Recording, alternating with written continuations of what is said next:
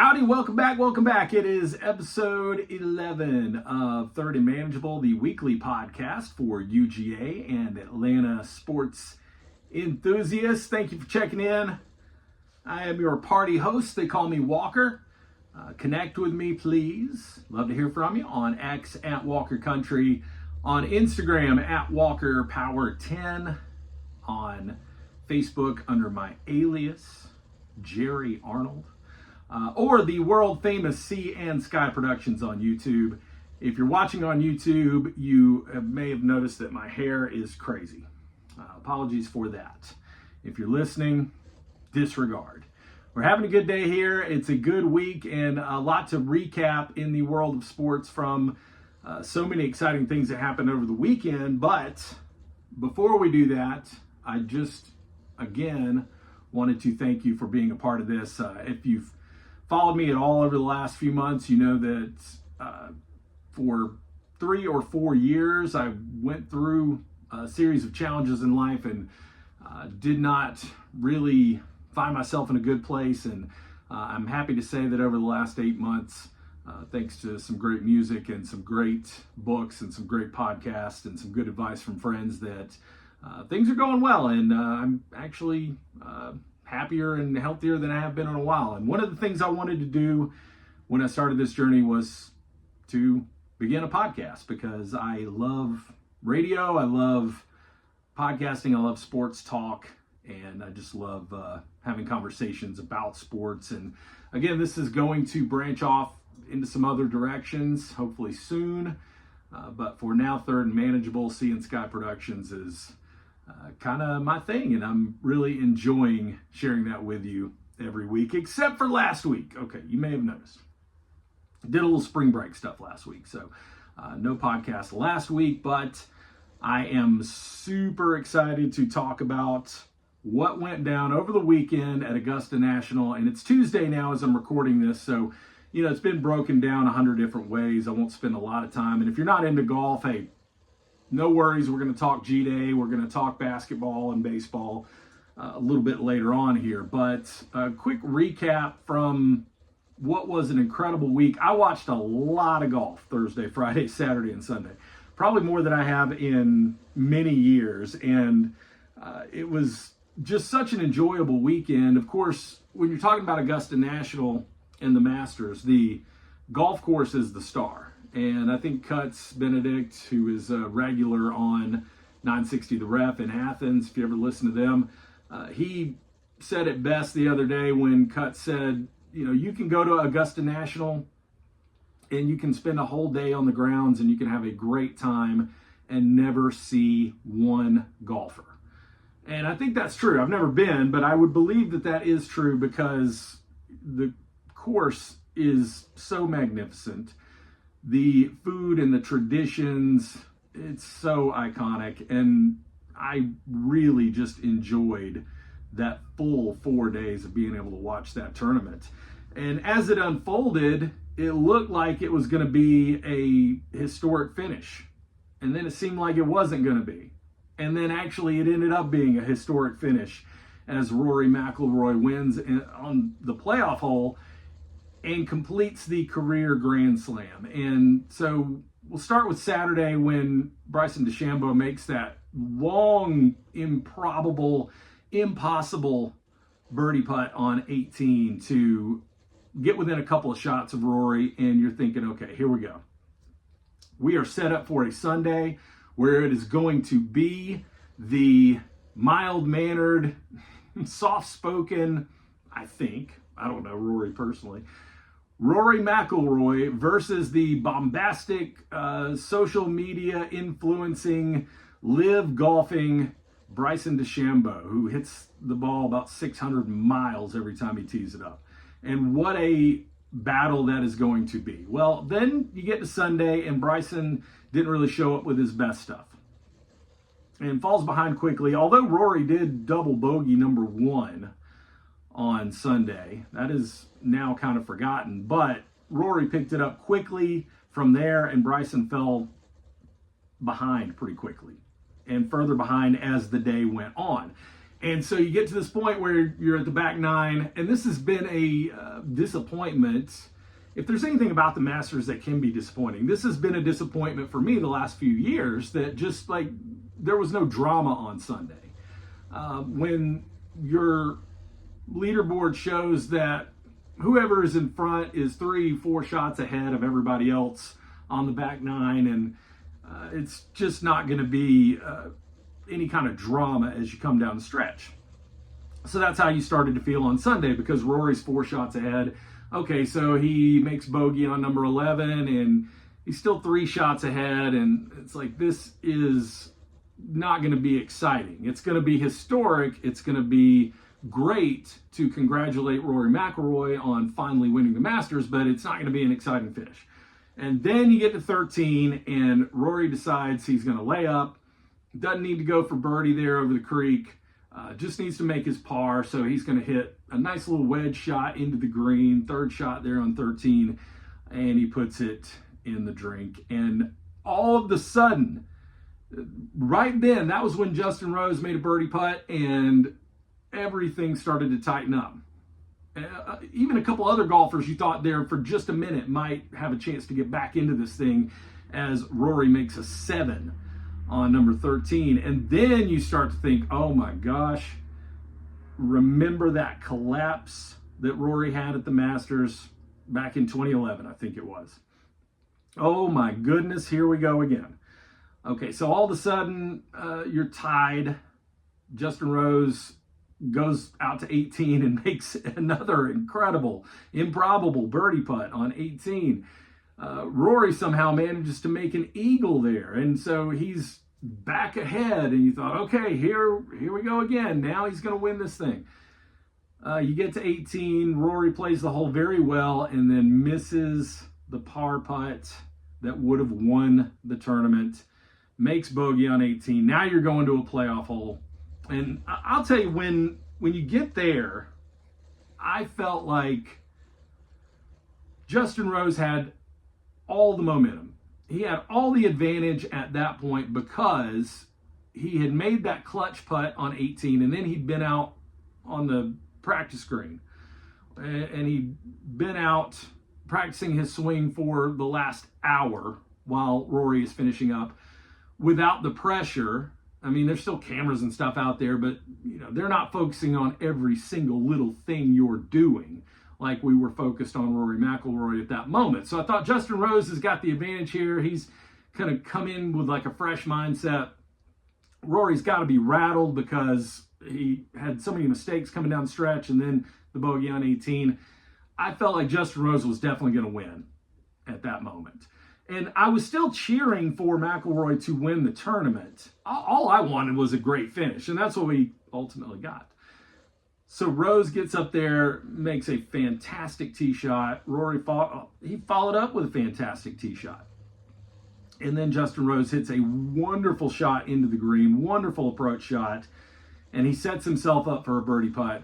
And you're thinking, oh boy, Rory, what are you going to do? You can't make another mistake. And he hit the shot of a lifetime into the green, right about the same place where Justin Rose's ball was sitting, only Rory's had that spin. He was able to spin it back and roll it down the hill towards the hole, and left himself a birdie putt that you knew he was not going to miss. So then it was just up to Justin Rose. Can he make his birdie putt? He doesn't. Rory wins the tournament. The career Grand Slam is his, and it was absolute cinema. It was just some of the most exciting golf that I've seen in a long time. A good 2 hours there of exciting drama and just really, really great shots being made by a whole lot of folks there on the back nine on Sunday. So congratulations to Rory McIlroy. I gotta also say I was so impressed with Justin Rose and his positivity after the tournament. That's an interview that I know is very hard to do when you've just lost the Masters by 1 shot, and he's sitting there talking about how he played really well. It would have been easy for him to just show up and be like, screwed it all up, and I'm down on myself, and I hate everything that happened. But he was very positive about the way he played.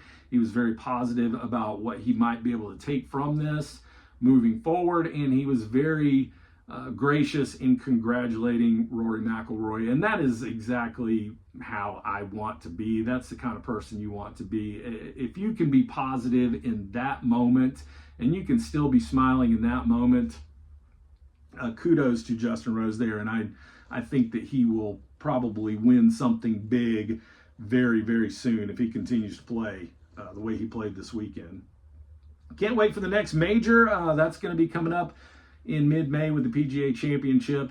The Masters for Rory McIlroy, we don't have to hear that story anymore. We're not going to talk about when is he ever going to win one, when is he ever going to complete that career Grand Slam that he's been working on for so many years. I thought winning the Masters is kind of like winning the Super Bowl. If you're a great quarterback in the NFL, or if you're a great player in the NFL, and you've gotten a whole lot of accolades and you've won a lot of different stuff over the years, and you've won a bunch of playoff games, but you've never won the Super Bowl, that's all anybody's going to talk about. And that's all we were talking about. But no more. And I wouldn't be surprised if Rory manages to win another major before this year is over. So just to recap, what a fun week. I'm already excited about the Masters next year. It is one of those elite sports weekends. And I've always thought of it as there are 4 elite sports weekends. That first weekend of March Madness, we got wall-to-wall basketball for 4 days, the 4 days of the Masters, and then you got Labor Day weekend, which is the start of college football season, and you really get like 5 days of college football there. And then Thanksgiving weekend, where you have kind of wall-to-wall football Thursday, Friday, Saturday, Sunday. Those are the 4 elite sports weekends in my book, and this one absolutely lived up to it. Now, it was difficult if you were channel surfing this weekend because there was so much to watch. And one thing that I wasn't able to watch, but I did listen to the radio broadcast of G-Day, and I've devoured about as much post-game commentary as I can over the past few days. And if you're a big Georgia football fan like I am, you have probably done the same thing. So you probably know what the highlights and lowlights from G-Day were. Again, we can go over them quickly, and I think the number one takeaway, Gunnar Stockton's your guy. Gunnar is the future, and he had a really good G-Day on Saturday. There was the one interception, and there was a couple of mistakes, but overall, 17 out of 34, 309 yards. Pretty good stat line there as the red team beat the black team 34-17. And it's funny because at G-Day, it's like the thing you care about really the least is who wins and what the score was. You just want to see individual stats. You want to know who showed out. Ryan Puglisi, this was really, for a lot of us, first time seeing him in some live action. 23-49 for 224 yards. And as you can tell by those stats, man, the Georgia offense, both sides of the ball, the red team and the black team, Georgia offense was just letting it fly. This is not the kind of game where you're going to risk getting your running backs injured. You're not going to come out and try to pound the ball behind the big offensive line, who a lot of those offensive linemen weren't even out there on Saturday because of injuries and whatnot. So this was just a chuck the ball around and try to entertain the 30,000 or so folks that were there at Sanford Stadium. And Georgia did that. And what you were able to see from the Georgia offense doing that is that there is already so much improvement in this wide receiver room. This is something we talked about a few weeks ago when we did our spring practice preview, that the wide receiver room had the potential to be so much better this year. And I tweeted something last week about, look, here's the whole thing for me. This is the big hot take that you're going to get from Walker in the offseason, is that Noah Thomas, Zachariah Branch, and Colby Young are going to be really, really good. And Colby Young, especially as a weapon in the red zone, is going to be something that Georgia just did not have last year. And those three guys I mean, Noah didn't quite have those stats. I think he had a catch that was called back because of a penalty. But Colby Young had a couple of nice catches, one resulting in a touchdown that was called back, and then one resulting in a touchdown that did stand. And Zachariah Branch with that 36-yard catch from Gunnar Stockton that was just kind of a thing of beauty, just going up and getting the ball, which resulted then in a 1-yard touchdown run for Nate Frazier. And that's the kind of thing you want to hear about once we get to the regular season. Great catch, 36-yard reception that leads to a pretty easy 1-yard touchdown run for our man Nate Frazier. Love to just do that over and over and over again this season. Daniel Harris did have a pick. Both quarterbacks did throw an interception. And that's going to happen when you're throwing the ball that much. But some of the names that you may not be as familiar with that kind of showed out, linebackers, Justin Williams and Chris Cole impressed a lot of folks on Saturday. Dominic Kelly had an interception for the Georgia secondary. C.J. Wiley is a freshman and has been getting a lot of love and a lot of hype. Lived up to that. He had a great game. Bo Walker had a really, really nice 30-yard run there. We've been talking about Bo Walker in the offseason because, again, the Georgia running backs, you know what you got in Nate Frazier. He's got to be able to hold on to the ball a little bit better than he did last year, but obviously we believe that's going to happen. And then you have the Robinsons who haven't seen the field that much because of injury, but you expect them to play in the fall. And so who's going to be that next guy? Well, Bo Walker is showing that he could be that next guy. Also, Chauncey Bowens is showing that he could be that next guy. He had some good runs on Saturday at G-Day as well. Dylan Bell had some good stats. You know what he can do, either running or catching the ball. There were a couple of drop passes, and you hate to see that. I think we're, at this point, just conditioned every time there is a drop pass to think, oh, here we go again with this. But a couple of drop passes, not anything that I'm super, super worried about. One thing I did worry about a little bit as I was listening to Scott Howard and DJ Shockley call the game on Saturday was there were so many tipped balls. And you wonder if that's oh man, our front seven, our defensive line, they're really getting up there, man. They're really getting their hands up and making some athletic plays and tipping a lot of passes. Good on them.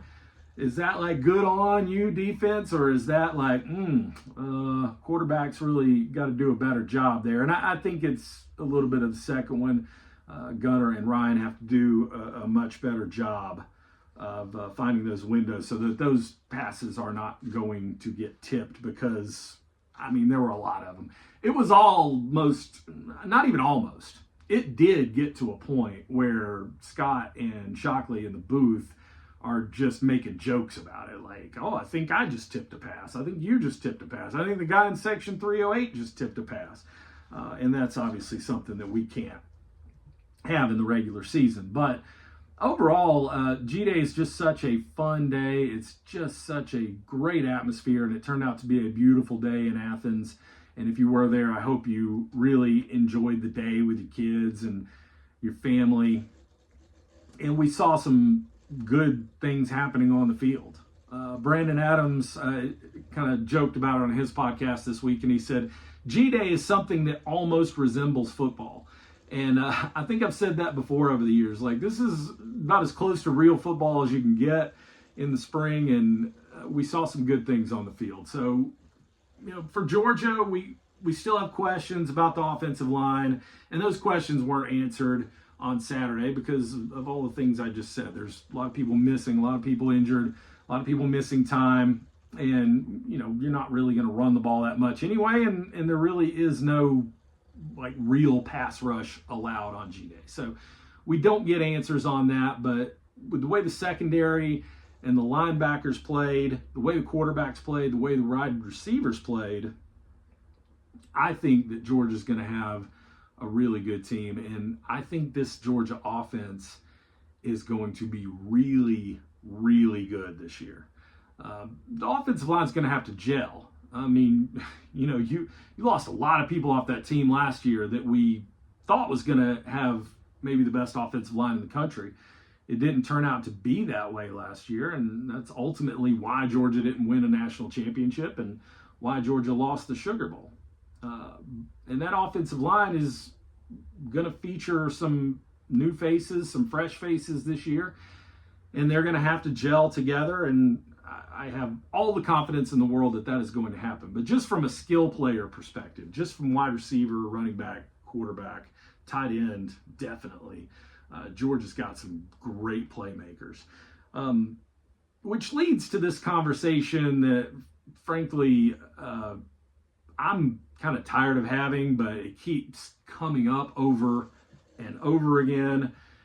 And I have, for probably 10, 15 years now, talked about how much respect I have for Mike Bobo and how good of a coach and of an offensive coordinator I think Coach Bobo is. I think that he gets blamed for way too many things. But, we're going to look at it. We're going to look at reality. And we're going to say Georgia's offense wasn't as good last year as they needed to be. And if that is the case again this season, then we're going to have some real hard conversations about Mike Bobo next off season. But we're having them now. Paul Feinbaum shows up again this week. And Paul Feinbaum knows what's going to get people talking. And hey, it worked. We're here talking about it. Paul Feinbaum on 680 The Fan in Atlanta doubled down on his criticisms from a couple of months ago in the way that Kirby Smart only hired Mike Bobo because they're good buddies. And now Kirby Smart has realized that Mike isn't any good and he's too loyal to his friend to fire him. And I think Paul said something the last time, I'm paraphrasing, so sorry, Paul, if I'm not getting this right. But he said something to the effect of like he could walk down Peachtree Street and find a better offensive coordinator than Mike Bobo. And he came back this week and repeated a lot of those same things. And he says, Mike isn't an elite coordinator, and that's what's going to hold Georgia back. And that's why he has concerns about Georgia in the upcoming season. Paul Feinbaum is trying to get clicks. Paul Feinbaum is trying to increase his own audience, his own brand, and that is fine. I love watching his show. It is dysfunctional as it gets. But I enjoy watching and listening to Paul Feinbaum. I respect his knowledge of football. But I know that in a lot of ways, he is just trying to say things that are controversial. And he's reading the message boards, and he knows that there are a lot of Georgia fans that are not satisfied with Mike Bobo. So he's going after that. And he is just going to carry on that narrative until Georgia can show that they can light up the scoreboard again, that they can score 40 points a game again, like we did a couple of years ago. And I think with the additions that we've made in the portal this year, I do believe that Georgia's going to be a lot closer to that 40 points a game team than they will be to last year's team that struggled to score points, especially in the first half. So I don't take what Paul Feinbaum says too seriously, although I love you, Paul, and I love the callers that will jump in and say, Paul, Georgia ain't played nobody, Paul. I think that's always my favorite. We'll get into this Nico. Oh my goodness, I'm going to destroy this last name. Iamaleava? No, is that right? No, that's definitely not right. The Tennessee quarterback who went into the portal this week, and it was really just a huge shock to anyone that's a college football fan because Tennessee was a playoff team last year. Playoffs, yeah, they went to Ohio State and got wrecked. They got boat raced by the Buckeyes in Columbus, but Tennessee had a good year last year, and they made the playoffs, and their quarterback waits until seemingly the 11th hour, like literally the day before the spring game, to announce that he wants more money. And if Tennessee's not willing to give him that kind of money, then he's hitting the portal. And this is just a real shame. I don't have any love for Tennessee. The way that their fans were so condescending towards us in the 90s, it's like I still haven't gotten over it. But in this case, I felt really bad for Tennessee football fans because that is just an absolute joke, in my opinion. First of all, Nico Iamaleava, is that right? No, still not right. He did get his paycheck. Now, the size of that paycheck may have been greatly exaggerated. Who knows? I mean, I heard $7 million that he got before he ever walked on campus. And that may or may not be true, but if it was $1 million, I mean, that's a lot of money for a kid that's never played a college football game before. And basically, you're paying this kid to sit on the bench. I mean, he was the second string quarterback his first year. He became the starter last year. Had a decent season, but he didn't do anything that was like wow to me. I mean, there were no jaw-dropping moments. The thing I most remember is him running out of bounds as the clock expired against Oklahoma, I think it was. Was it Oklahoma? There was a game where Tennessee was behind. No, it was Arkansas. That's what it was. And Tennessee's behind right at the end of the game, and they're driving. They're trying to get some miracle play to score a touchdown on the final play of the game, and he scrambles out. And then instead of just chucking the ball into the end zone and just hope somebody can catch it, he ran out of bounds. That's what I remember him for last year. I don't remember a whole lot of spectacular plays. I'm sure there were some. I wasn't watching every Tennessee game. And then he decides to come back and ask for more money. Not ask for, but demand more money. And the rumor that I've heard, and again, who knows if this is true, so I'm sorry if it's not. The rumor I've heard is that back in December, prior to the playoff game, Nico was considering holding out of the playoff game to extort more money from the University of Tennessee. And kudos to Tennessee Athletics, and kudos to Josh Heupel in this case for saying, nah, man, this ain't it, fam. You're not going to extort us for more money. You're not that good. I mean, they probably would have been willing to give him a little more money, but obviously the price he was asking was way higher than anything they wanted to pay. So, as my old boss used to say to me, if you don't like it, there's the door. They made Nico that offer to walk out the door, and he did. And who knows, I mean, what university at this point, I can't imagine a big university. I can't imagine a big SEC school is going to be wanting to take a chance on this kid now. But he will end up somewhere. But he may not end up getting the payday that he wanted. And again, why this is so frustrating for the fans, why I feel bad for Tennessee fans on this day, is that there were a lot of boosters there in Knoxville that contributed to the money he got originally, that they've basically just wasted, that they could have spent on something that actually would have benefited their program.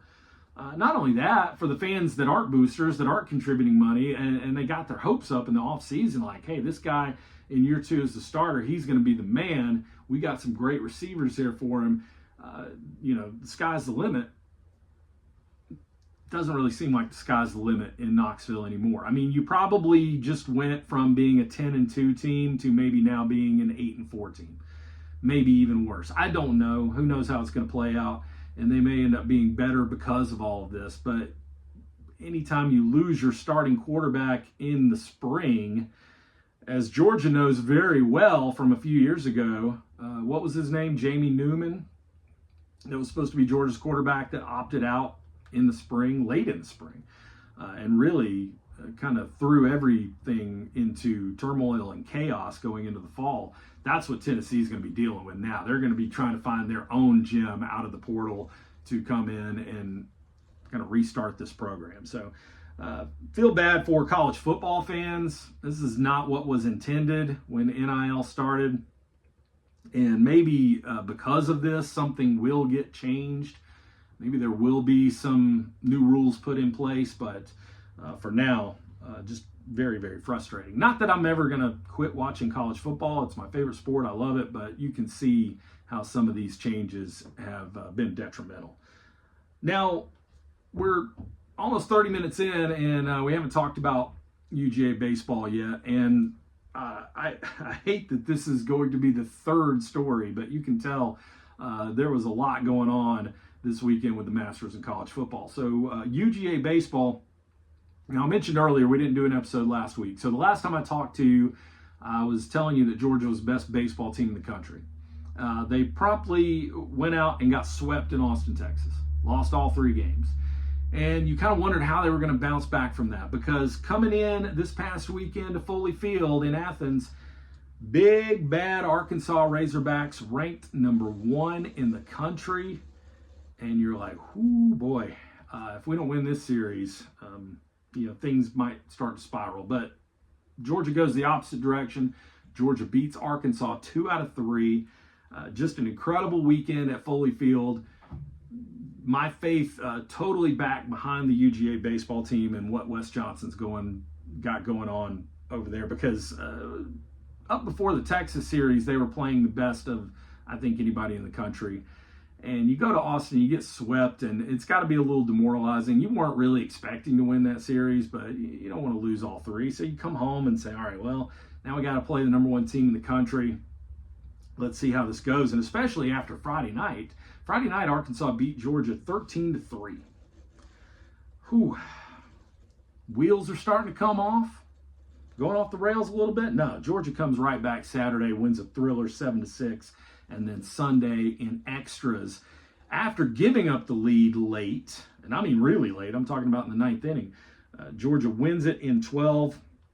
Hunter, the catcher, with the game-winning home run, and the Dawgs are right back on track. Georgia ranked number 3 or 4 or 5, depending on which college baseball rankings you buy into, but I'll go with the one that has Georgia ranked number 3 in the country, and I still think the Dawgs are absolutely a top 5 team. It's tough on the road, man. Going to Austin, that was brutal. And Georgia goes back on the road this weekend to play the Vandy boys. Now, Vanderbilt is not nearly as good as Texas, and so this is certainly a winnable series for the Diamond Dogs, even though it is on the road. Vanderbilt right now is 8-7 in the conference, and so as you can imagine, that puts them right in the middle of the pack in the SEC standings. But this is a winnable series for Georgia, and I shouldn't gloss over. I'm recording this on Tuesday. Tonight there is a midweek game against Tech. And you always want to beat your rival. You always want to beat the enemy. That game's being played at Truist Park. For some reason that I cannot comprehend, that game is not on TV or streaming anywhere. So you're going to have to listen to the incomparable Dave Johnston and the explosive Jeff Dantzler on the radio call. They are both really, really good at what they do. So get a chance to listen. If you haven't listened to a radio broadcast of a Georgia game, maybe tonight give that a try, because they're very, very good. And I think it's going to be an exciting game, but don't put too much stock into the midweek games.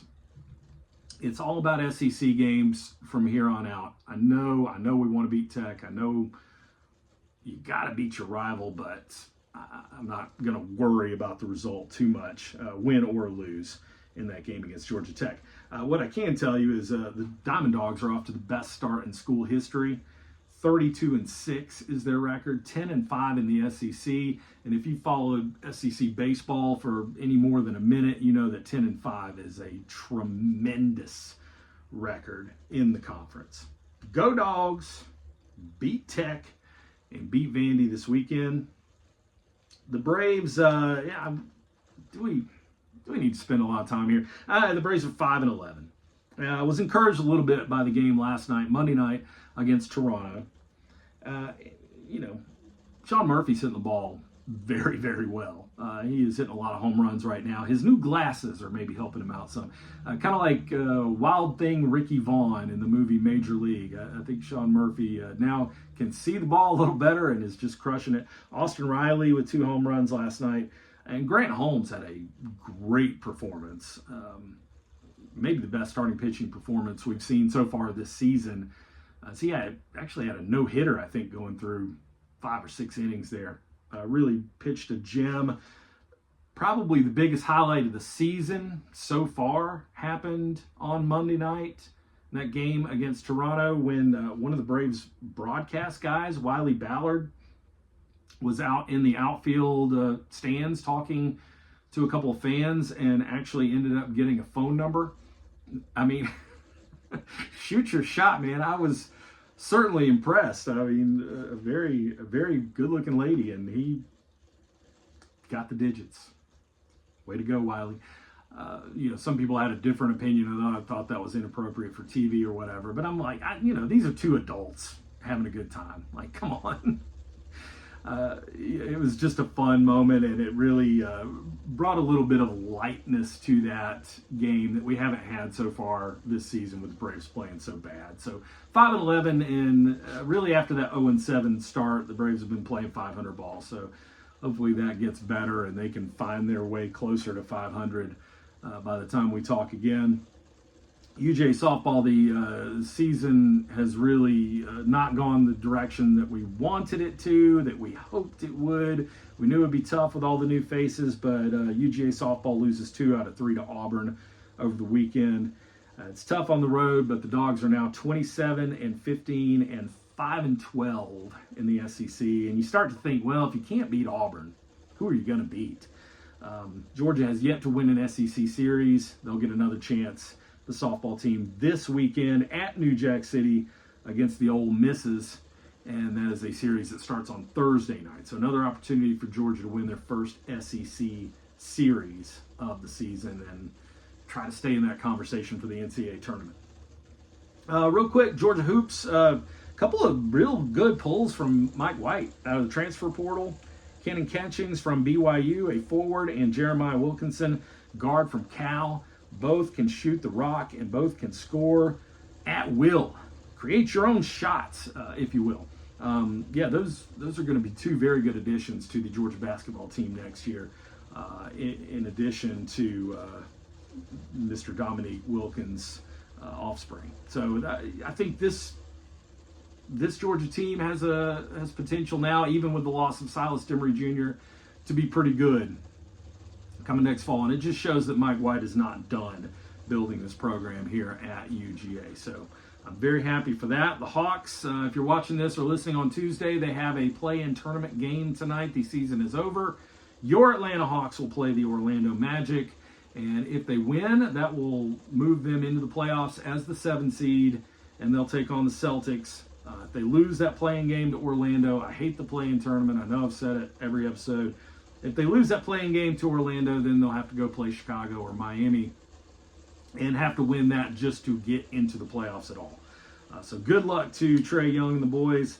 Atlanta United, unfortunately, had a very bad loss at home to New England over the weekend. Record now falls to 2-3-3. That's good for 9 points and 11th place in the Eastern Conference. Pretty far down the table, and we were thinking it might be time for Atlanta United to make a move up the table. That did not happen. They'll get another opportunity Saturday at Philadelphia. So if you're watching on YouTube, you see the record. We always have a record of the week. And you may see the Gaslight Anthem behind me. If you're not familiar with the Gaslight Anthem, this is a band that I discovered around 2010, and I will say this is probably the last new band that I latched onto really tight. I grew up in the 80s. My mom was a huge fan of the Beatles, the Stones, Zeppelin, Pink Floyd, all that stuff. Of course, I was in my formative years, when the hair bands were a big thing, and then I was still really into it throughout the 90s when the grunge alternative scene was in full swing, if you will. And followed rock music all the way up until, I guess, about 10 years ago. I kind of lost track of who the popular new bands were. But I remember hearing Gaslight Anthem on the radio around 2010, and I kind of caught on their second album, which is fantastic. It has a great song called 45. Another great song, Here Comes My Man. But then I discovered that they had an album before that was even better. That is called the 59 Sound. They're from Jersey. They're big Springsteen fans. So if you like that gritty, kind of straight ahead rock and roll, or even a little bit of the pop punk stuff, you'll probably really enjoy the Gaslight Anthem. And lyrically, and I've told you before, when I listen to music, that's what I hear. Some people hear drums, some people hear guitars, some people hear bass. I hear lyrics. And Brian Fallon's as good as they come. So check that out if you have never listened to the Gaslight Anthem. They are tremendous.